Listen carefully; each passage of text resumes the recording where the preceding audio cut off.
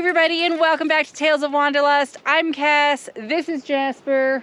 Napoleon just ran under the base camp, and welcome to the Gila National Forest. If you want to see what it takes to set up camp, then stay tuned.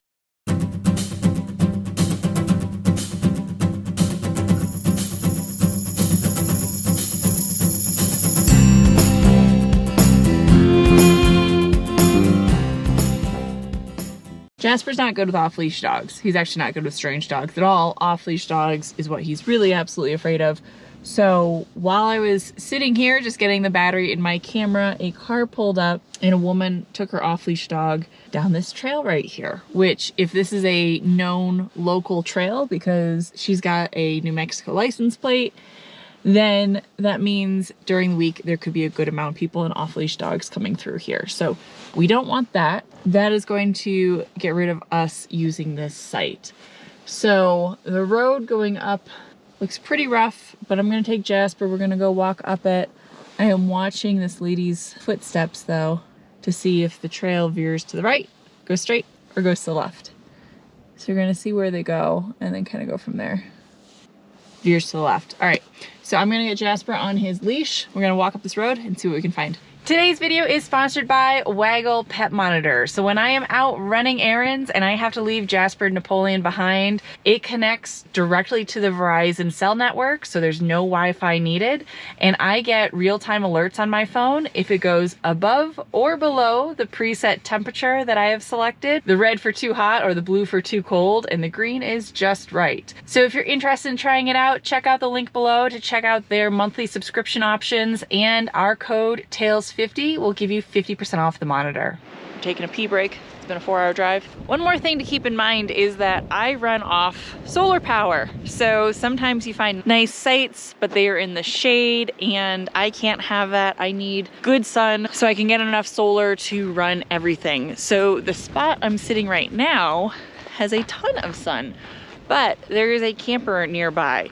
So boondocking etiquette, you don't want to park too close to your neighbors. So yeah, I know that looks really far away, but at the same point, we could see everything each other's doing. You're all up in each other's business, and this place is really quite empty right now. So for me, that's too close to park to somebody else in these conditions. So we're gonna keep looking. Hurry.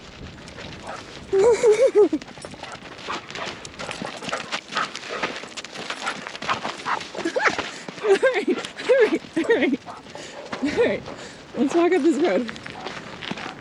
The rear departure angle in the base camp is amazing, but it actually really doesn't have the best ground clearance. I don't know if we're gonna make that, we're gonna see. But first we gotta make sure there's a campsite that's worth risking it for.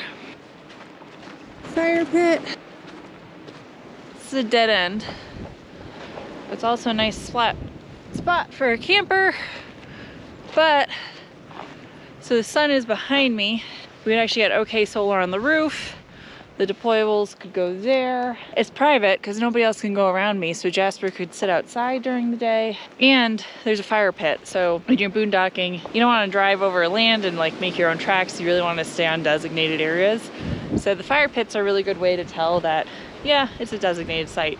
I like this spot. It is much colder than I thought. It is 44 degrees right now, and it's 2 o'clock in the afternoon. Jasper seems to like it. There are fresh cow pies around, so you know the cattle are around. So the road up to the site really isn't bad, except for that one spot. So we're gonna go back. There is a little bit of loose sand, but if I put it in 4-wheel and I keep some speed up, I don't think I'll have any problem with that. The one thing is this is pretty remote, and I am alone.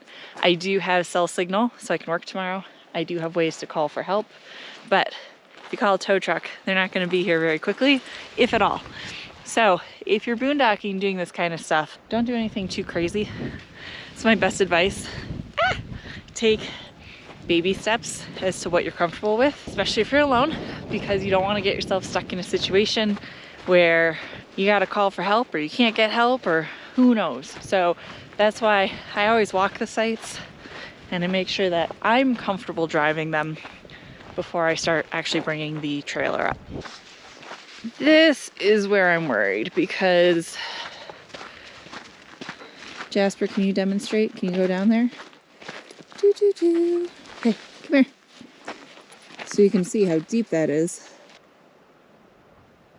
Hey, why does it have to be so redded? If I had the truck camper, I would do this no problem. Since I don't have anybody to spot me, so if I come down straight, I don't know, buds. It is a big rut. I'm super remote right now. On the drive in, I think I've seen the tiniest amount of civilization for the last 2 hours, so we're gonna go check out other sites I saw on the way in. I'm blocking the road, so this has to be a quick in and out, so I'm doing this one solo, but there is one site there and a bigger site here. I'm gonna park about here because then my door and myself will get sun. Jasper will have shade. I need the passenger side here. All right, there's no circle, so it's a back-in job.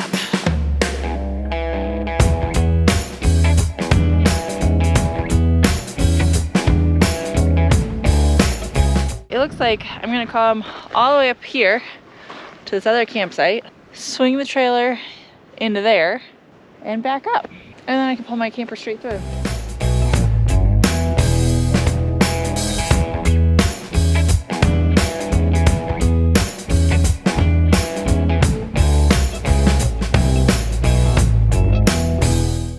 That's how you do a 5-point turn in a trailer.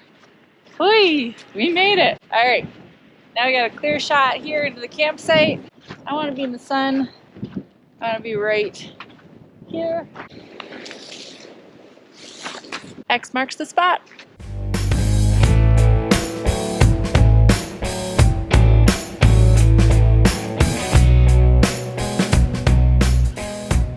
All right, we are home sweet home, but totally unlevel. I don't have any kind of leveling on the outside, so instead what I use is just a little hand level, and then I just stick it right on the floor. Front to back is what I can fix with the front jack, but side to side I need to use blocks for while I'm still hooked up. So I check that one first. Sometimes if you look at the ground, you can actually see if you can just move like a foot or two in order to get level. So we're gonna back her up like 3 feet.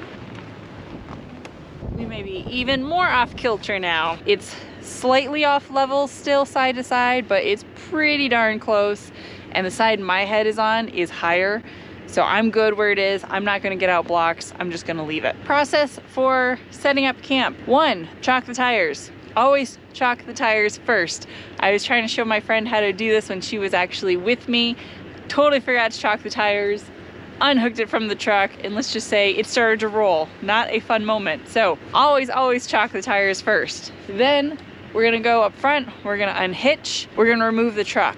Then I'm gonna level it front to back. Then I'm gonna get out like the dog bed and leash and carpet and all of that stuff. So let's get to it. All right, the wheels are chalked. When I put the chocks under, I do kick them back with my foot. That way they're nice and tight, and when I unhitch, the trailer rolls a lot less. Once the trailer is unhitched, I go back and I kick them underneath again. That way it's nice and tight, and then when I'm in the trailer, it doesn't shift as much.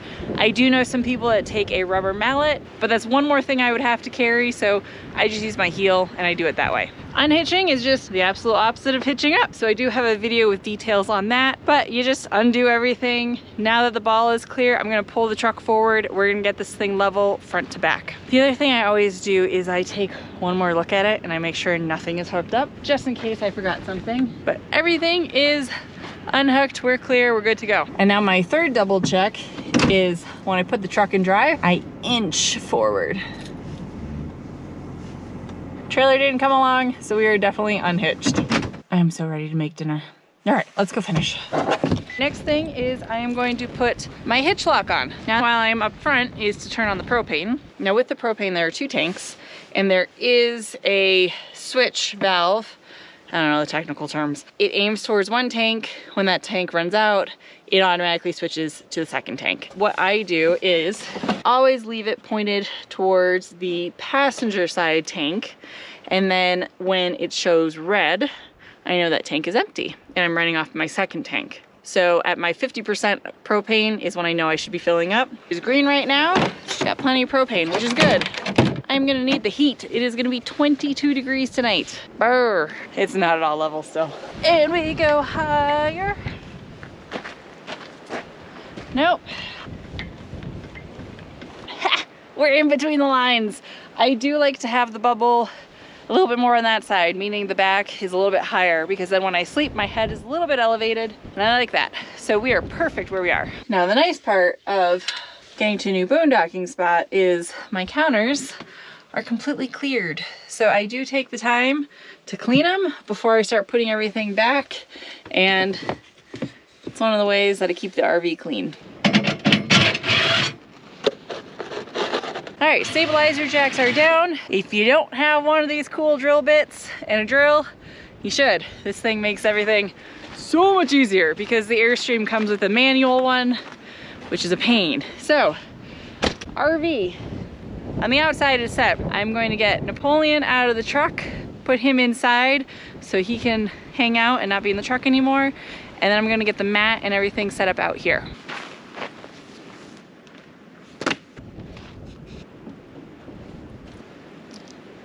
And the base camp comes with a Zamp plug over on the driver's side. So I have the Zamp suitcase panels and I can just plug right in.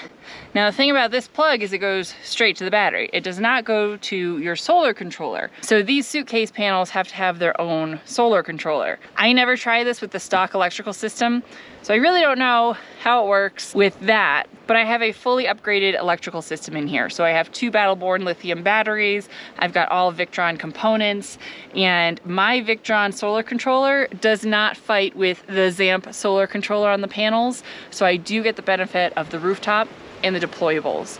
So all in all, I've got 180 on the roof, I've got 160 on the ground, and for the most part, that is fine for working and all my needs. But if it is really hot and I have the rooftop fan going like crazy, then sometimes this isn't enough solar. But for the most part, I stay out of those kind of temperatures and I'm just fine. All right, let's go back this way. Come on, you're stuck. And see, this one is loose.